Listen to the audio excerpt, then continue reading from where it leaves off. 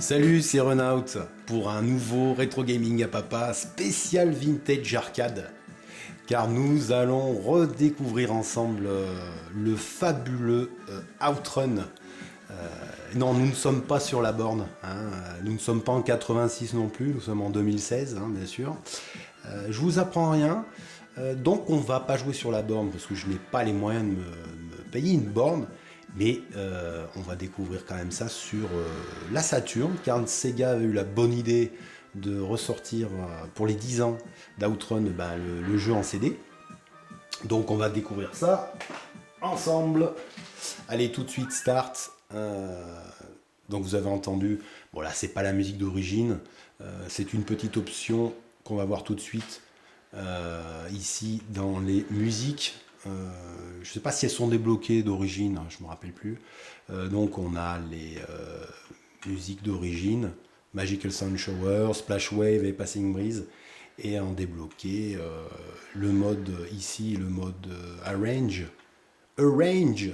avec les musiques, les trois musiques remixées, et c'est très sympa. Moi je trouve que c'est très bien qu'ils aient fait ça. Donc comme d'habitude, hein, pas de surprise, on peut changer ses contrôles.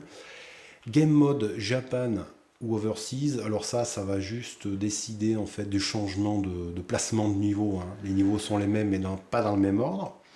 Ici, les vitesses automatiques ou manuelles. La difficulté des ennemis, voilà, des voitures, plus ou moins de voitures sur la route. On va se mettre en normal. Et time limit, c'est le temps que l'on aura, le temps limité que l'on aura pour finir le jeu. C'est pas vraiment un jeu de course, hein, Outrun. C'est un jeu contre la montre. On se bat contre le temps. On a une poignée de secondes pour finir les 5 stages pour voir la fin. Bon, voilà, pas de surprise dans les options. Allez, on attaque tout de suite. Voilà les trois musiques. Donc on règle son poste. Voilà, Magical Sound Shower, c'est ma préférée. Donc on a deux vitesses, hein, low et height. Voilà, on attaque avec cette fameuse Testarossa, la blonde à nos côtés, cheveux dans le vent, et on commence ce premier niveau. Coconut Beach, les palmiers. Le plus connu, hein, tout le monde l'a fait celui-là. C'est après que ça se corse. Voilà notre petit Outrun. Donc quoi dire sur ce jeu? Moi déjà c'est mon jeu préféré. Hein, puisque Runout vous fait découvrir Outrun, vous l'aurez compris. C'est le jeu moi qui m'a vraiment fait aimer les jeux vidéo, surtout les bornes d'arcade. Moi je découvre ce jeu, ça doit être peut-être en 87 ou 88, j'ai une dizaine d'années, et je vois cette borne, ce Taycan, comme on les appelle au Japon, ces fameuses machines sensations. C'est une borne qui est montée dans un meuble spécifique, avec montée sur des vérins. Donc la borne, bien sûr, vous montez comme dans une voiture, et puis la borne, elle penche à gauche et à droite, comme vous dans les virages. Et puis voilà, vous avez les pédales, le levier de vitesse, et vous avez l'impression de monter dans une Testarossa, hein. Donc sensation garantie. Et on est en 86, hein. Donc il n'y avait pas énormément de bornes comme ça. Donc, Monsieur Yu Suzuki, donc le grand programmeur, le programmeur prolifique, on va dire, de chez Sega, c'est lui qui va penser à ces moteurs de jeu, en commençant en 85 avec Space Harrier et Hang-On. Hein, très rapidement, il va déjà nous faire deux jeux à sensation. Hang-On, le jeu de moto, et puis Space Harrier, donc ces deux jeux déjà montés sur des Taycan, hein, sur des meubles à vérin comme ça. Donc beaucoup de sensations. Et puis 86, il va continuer avec ce Outrun. On va prendre à gauche. Voilà la particularité d'Outrun, vous l'aurez compris.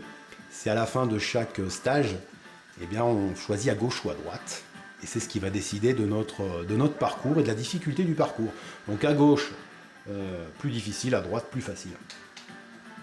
Voilà, donc Outrun, voilà, c'est le chrono, c'est des chicanes, c'est des virages très très très appuyés.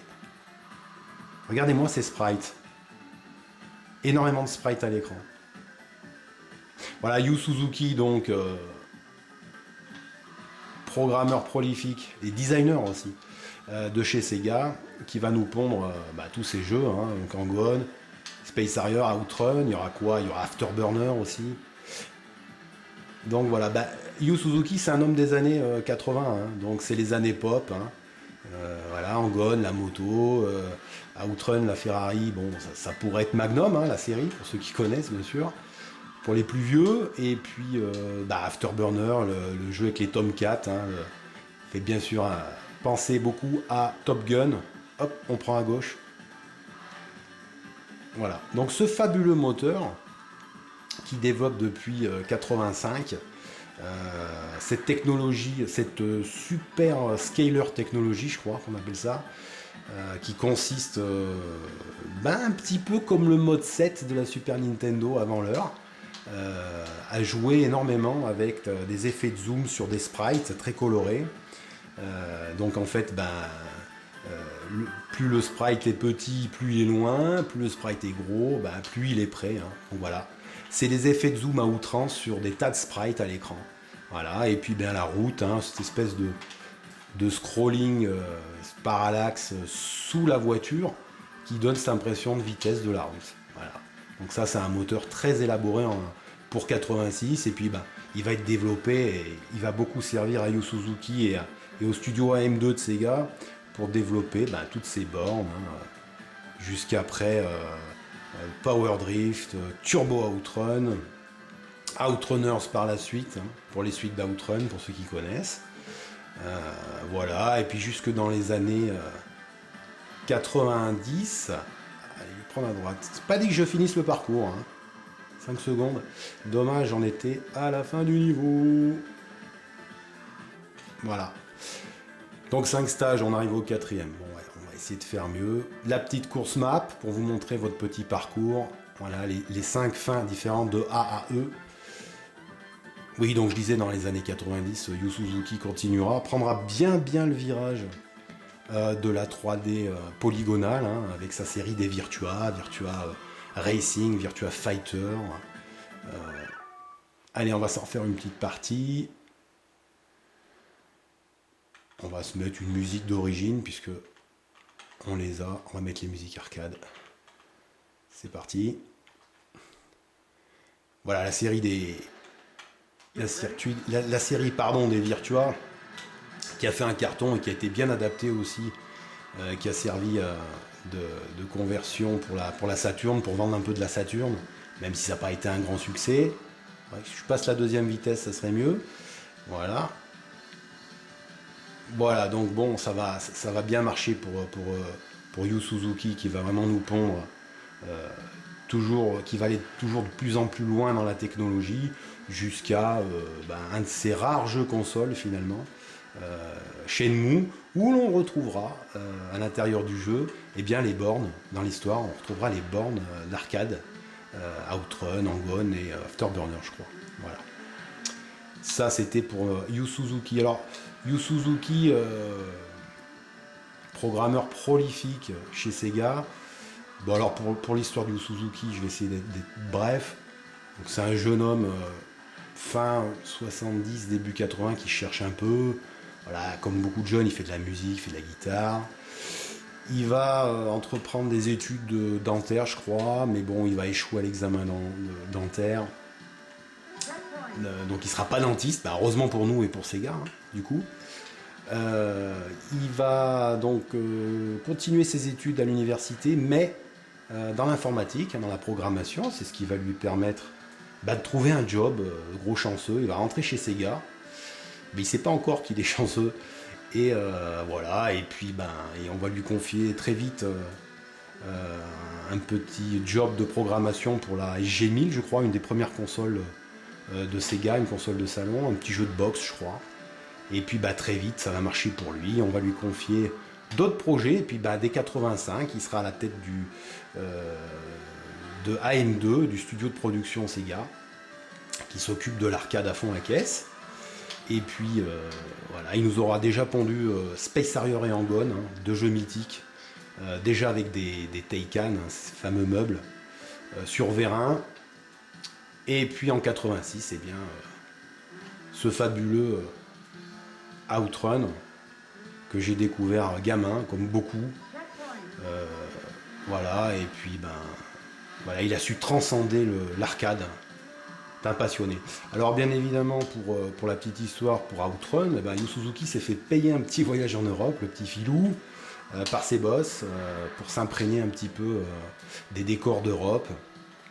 Bon, il a surtout bien mangé, bien bu, hein. Il a pris des photos, il a fait des vidéos, mais enfin, hein, voyage, je veux bien, mais enfin bon, on a bien profité. Et c'est bien évidemment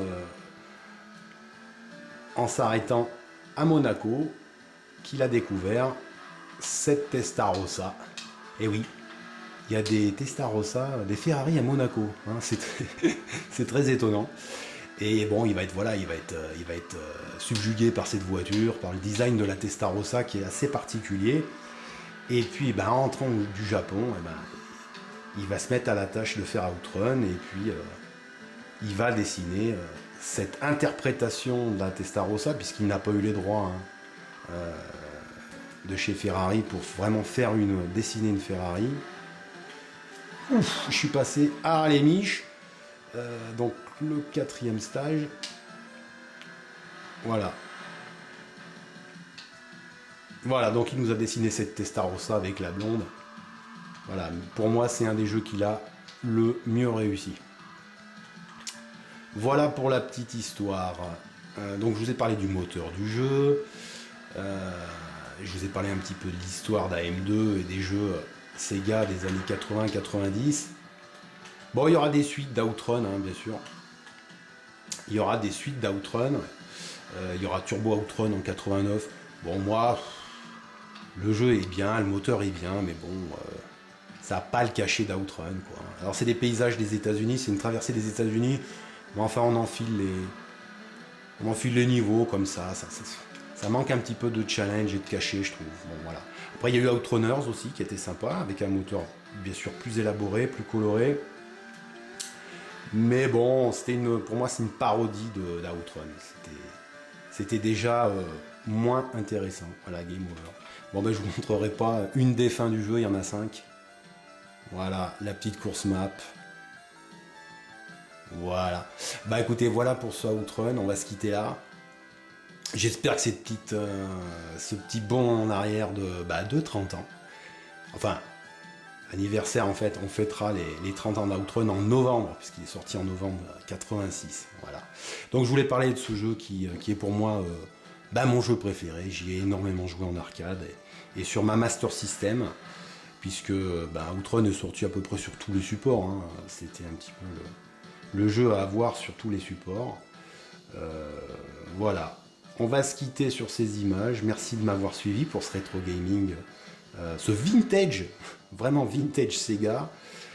Rétro gaming à papa, c'est fini. À bientôt. C'était Run Out.